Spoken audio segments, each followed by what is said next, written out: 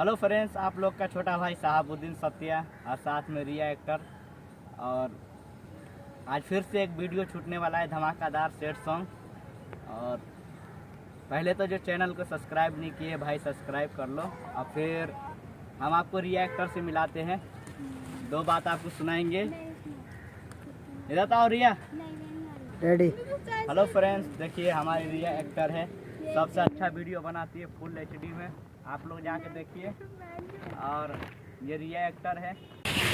हाय बोलो, हाय। हाय, बस हो गया। देखिए रिया एक्टर सबसे महंगे पार्क में है दिल्ली में जो सबसे महंगा पार्क है ना, उसी में रिया एक्टर घूम रही है। देखो चलो।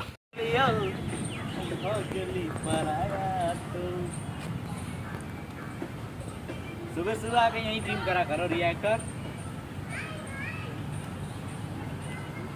रिया एक्टर उदास बैठी है मार्केट में।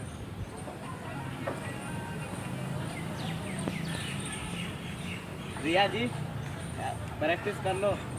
रिया, ओ रिया प्रैक्टिस कर लो। तुम ऐसे तो करो, उसको करो। देखो बॉडी बनना है कि नहीं तुम्हारा। तुम भी वैसे पतली हो ना, तुम बनाते रहो, हम लोग झगड़ा करते हैं। अरे करो, जिम करो, जिम करो।